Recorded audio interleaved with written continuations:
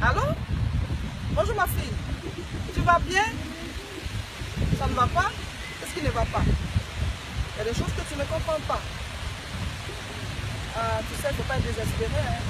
Jésus-Christ, Seigneur, il n'a pas changé. Il est le même hier, aujourd'hui, éternellement. Bon, dans tous les cas, je suis au parc. Viens me rejoindre pour qu'on en parle. Viens, je suis là, je vais t'attendre. Je devais rentrer, mais là, je vais t'attendre. Dépêche-toi. À tout à l'heure. Bonjour. Bonjour ma fille. Tu vas bien?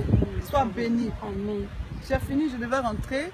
Mais comme je t'ai senti tellement désespérée au téléphone, j'ai voulu t'attendre. Assieds-toi, tu vas m'expliquer ce qui ne va pas. Merci maman. Vraiment, merci beaucoup maman. Je comprends pas. Je suis découragée. Je suis découragée, bon? Oui. Depuis, dans les prophéties et tout, tu m'as promis le travail. Ça fait maintenant 1 an. J'ai pas de boulot maman. C'est difficile, c'est vraiment difficile. Je suis vraiment découragée. Je sais pas comment faire. Je suis démoralisée maman. Je suis vraiment démoralisée. Ok. Tu sais ma fille, ce sujet-là, c'est l'un des sujets pour lesquels les gens m'appellent beaucoup.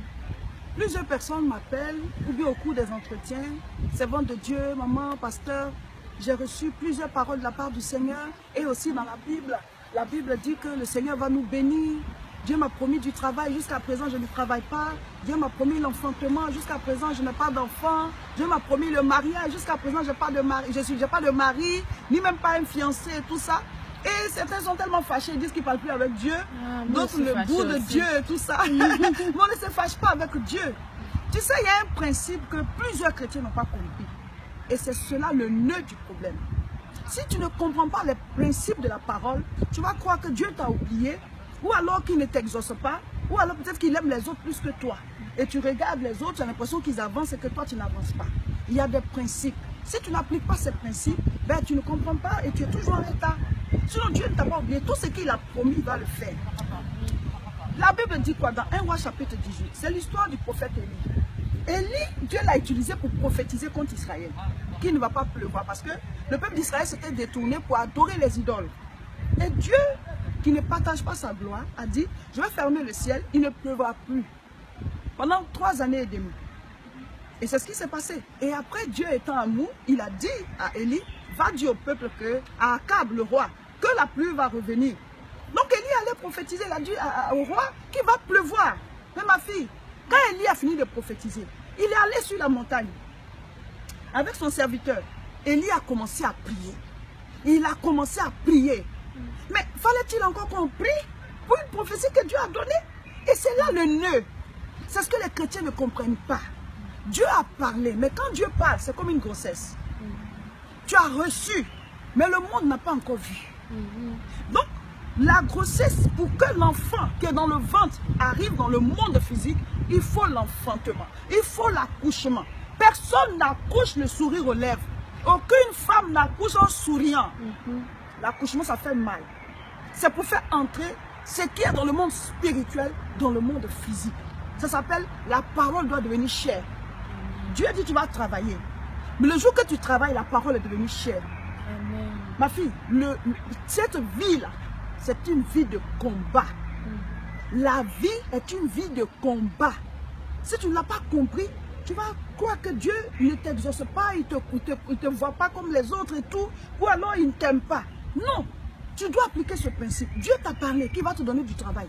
Tu dois prier, aller chercher, prier, aller chercher, jusqu'à ce que la porte s'ouvre. Dieu n'est pas contre toi. Donc quand Élie il a commencé à prier, la première fois il a prié, il dit à son serviteur, va voir s'il y a des nuages. Il n'y avait rien du tout. Deuxième fois, troisième fois, si c'est nous, on va dire, mais non, quand même, il ne faut pas déconner Dieu. Tu as parlé ou bien tu n'as pas parlé? Et on va rester dans notre coin, croyant que Dieu nous a abandonnés. Non. Élie avait compris ce principe. Il faut persévérer. Persévérer veut dire quoi? Percer, pour voir. Amen. Quand tu es en train de percer, tant que tu n'as pas vu, tu ne t'arrêtes pas.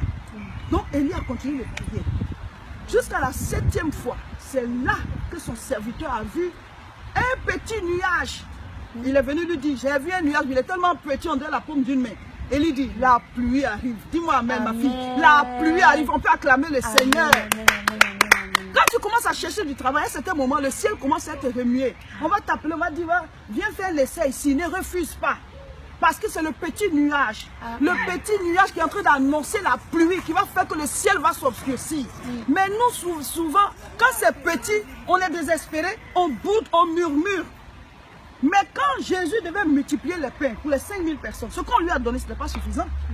Les pains et les poissons qu'on lui a donné, mais il a fait quoi? Il a rendu grâce. Quand tu rends grâce, le ciel s'ouvre et puis ça se multiplie. Amen. Donc déjà, rends grâce pour ta vie. Amen. Rends grâce du fait que tu as déjà tes diplômes et que c'est le travail qu'il te faut.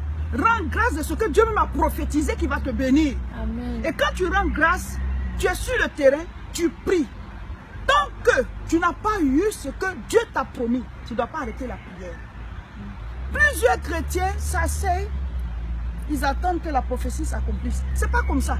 Tu peux passer toute ta vie sans qu'une prophétie ne s'accomplisse.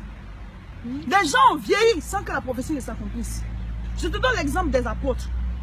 Actes chapitre 1. Jésus leur a dit, ne quittez pas Jérusalem.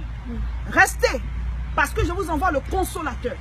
Jean a baptisé d'eau, mais vous, vous serez baptisés du feu et du Saint-Esprit. Et Jésus il est monté sous leurs yeux. La Bible dit quoi? Quand ils ont quitté la montagne et qu'ils sont partis, ils sont montés à la chambre haute, ils persévéraient dans la prière. Mais quand Jésus leur a dit ne quittez pas Jérusalem, est-ce qu'il a dit d'aller prier? Il n'a pas dit de prier. C'est ce principe-là qui manque aux gens. On n'attend pas une prophétie, on est là, ça va venir. Non, on attend la prophétie dans le jeûne et la prière. Amen. Le jeûne et la prière. Le jeûne et la prière. Parce qu'on doit combattre spirituellement pour que les écluses des cieux s'ouvrent. Amen. Pour que les barrières soient brisées. La Bible dit, si nous marchons dans la chair, nous ne combattons pas selon la chair. Amen. Parce que les armes avec lesquelles nous combattons ne sont pas charnelles, mais sont puissantes par la vertu de Dieu pour renverser les forteresses. Et nous renversons les hauteurs, les raisonnements. Et nous amenons toute pensée captive à l'obéissance de Christ. Amen. Donc autour de toi, par la prière, tu dois amener les choses à l'obéissance de ce que Dieu a dit dans ta vie. Dis-moi amen, ma fille. Amen. Ne sois pas désespéré. Parce Amen. que quand Dieu parle, sa main accomplit ce qu'il a dit. Amen. Mais toi, tu dois prier, prier, prier, prier, prier. Paf! La porte s'ouvre. Amen. Amen. Chers frères et sœurs, après avoir parlé avec notre sœur qui était au départ désespérée, après l'avoir exhortée, elle est repartie toute joyeuse parce que c'est la parole qui donne la vie. Et je voudrais maintenant m'adresser à vous tous qui suivez cette vidéo. Chers frères et sœurs, la vie chrétienne, c'est la vie de Dieu. Et quand nous la recevons, c'est une vie de lumière. Mais la Bible dit quoi? Quand la lumière est venue parmi les ténèbres ne l'ont point reçue. Donc, quand Dieu te donne une parole, cette parole représente le règne de la lumière. Or, nous sommes dans un monde où il y a les ténèbres. Nous sommes dans un monde où on est en guerre. On est en guerre pas contre les hommes, mais on est en guerre contre les esprits impurs, les dominations, les autorités, les démons. Donc, ces démons-là ne veulent pas voir notre destinée s'accomplir. Parce que quand Dieu t'envoie sur la terre, il te donne une mission. C'est ce qu'on appelle la destinée. Et Dieu ne t'a pas créé pour que tu sois dans la misère. Dieu ne t'a pas créé pour que tu souffres. Et Dieu ne t'a pas créé pour que tu pleures. Non. Dieu nous a créés pour une vie de gloire. Comme lui. Le ciel est son règne. Et il nous a donné la terre pour que nous puissions régner parce que nous sommes son image et sa ressemblance. Donc ce que Dieu a dit, normalement doit s'accomplir dans ta vie. Mais cette parole a besoin de ton aide dans la prière. Maintenant, il y a plusieurs niveaux de prière. Je l'ai déjà dit dans une vidéo, il y a plusieurs dimensions, 3 grandes dimensions de prière. Matthieu chapitre 7, verset 7. La Bible dit quoi? Demandez, l'on vous donnera. Cherchez, vous trouverez. Et frappez, l'on vous ouvrira. Nous sommes, quand nous devons entrer dans notre destinée, les prières qui concernent les exaucements de notre destinée, ce ne sont pas des prières de demander, on va te donner. Ce ne sont pas des prières de chercher, ce sont des prières de frapper. Vous avez vu Bartimée? Quand Jésus passait, il devait entrer dans sa destinée. Ses yeux devaient s'ouvrir pour que sa vie change. La prière de destinée, ça change ton statut. Tu veux travailler, c'est une prière de destinée. Tu veux te marier, c'est une prière de destinée. Tu veux enfanter, c'est une prière de destinée. Tu veux bâtir une maison, c'est une prière de destinée. Ça change ton statut. Ce n'est pas juste une prière où Seigneur, donne-moi un peu d'argent ou alors Seigneur, fais ceci, des sujets, des petits sujets au fur et à mesure. Mais dès que c'est un sujet de destinée, tu dois savoir que tu dois passer à la 3e dimension. Vitesse 3. Frapper. Tu dois frapper. C'est pas au premier cri de Bartimée que Jésus a réagi, hein, mon frère, ma soeur. Pourtant, les gens autour de lui disaient, Bartimée, tais-toi. Mais Bartimée savait que c'était son temps. Parce que s'il laissait passer Jésus, c'était fini pour lui. Mon frère, ma soeur, Dieu peut te donner une prophétie. Mais si tu ne pries pas, ça n'arrivera jamais à l'existence. Parce que la prophétie, elle est spirituelle. Maintenant, tu dois prier pour que ça entre dans le monde physique. Que Dieu vous bénisse, chers frères et sœurs. Voilà, c'était la vidéo du jour pour pouvoir vous édifier. Veuillez la partager. Partagez-la pour aider tous ceux qui sont désespérés, croyant que Dieu leur a donné des paroles, des prophéties qui ne s'accomplissent pas, ou alors les promesses bibliques ne s'accomplissent pas. Non, les promesses bibliques s'accomplissent. Il faut juste appliquer les principes. Donc, partagez la vidéo pour m'aider dans cette œuvre que je fais. Et surtout, abonnez-vous à la page. Cliquez là où il y a le doigt. Et si c'est sur YouTube, cliquez sur s'abonner. Comme ça, les prochaines vidéos encore plus intéressantes vont venir et vous pourrez les recevoir.